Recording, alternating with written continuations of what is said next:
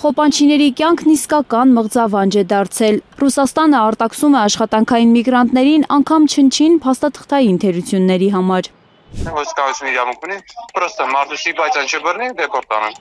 29-ամյա Սարգիսին 3 տարով են արտաքսել Դաշնությունից։ Ինքը վստահ է, որ կկարողանար մնալ Ռուսաստանում, եթե ստուգումների եկած ոստիկանի համակրանքին արժանանար։ Ռեգիստրացիան անցել եմ, որտեղ ոստիկանությունը բազա չի մտցնում։ Սարգիսը արագ սննդի կետում է աշխատել, պատմում է, որ իրավապահների անփութության հետևանքով են իր տվյալները դուրս մնացել գրանցման բազայից։ Ասում եմ, մեզ հրաման եկել է, որ մենք կարող բազա մտցնենք, բայց մենք բազա չենք մտցել, կա դիմը բողոքակ ներկայացեք, բողոքակը դեպքում դու քաղաքացի չես, իրավունք չունես բողոք ներկայացնես իմ քաղաքացու վրա։ Անելանելի վիճակի մեջ են Ռուսաստանում միգրանտները։ Ոնց ասեմ, եթե sense վերաբերմունք կա, вообще նպատակ չկա դե դառնալու։ 44-ամյա Էդգարը 3 ամիս աշխատել է Ռուսաստանում, հետո, ինչպես կարգն է, եկել է Հայաստան, բայց երբ նորից Ռուսաստան է վերադարձել, օրենքն արդեն նոր պահանջ է ունեցել։ Պարզվել է, պարտավոր էր առնվազն 3 ամիս Հայաստանում մնալ, նոր մտնել Դաշնության տարածք։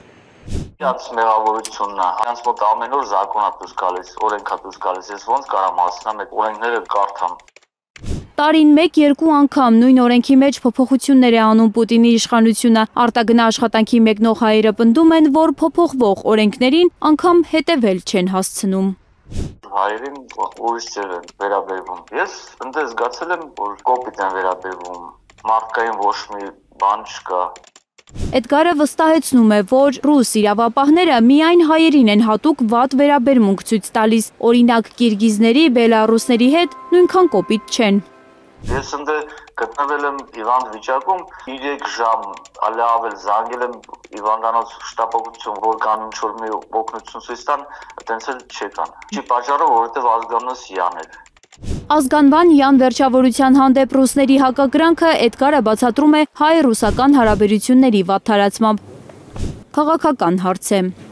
Իհարկե, ոչ բոլոր ռուս գործատուների ու իրավապահների համար է քաղաքական սրացումը անձնական հարաբերությունները փչացնելու պատճառ։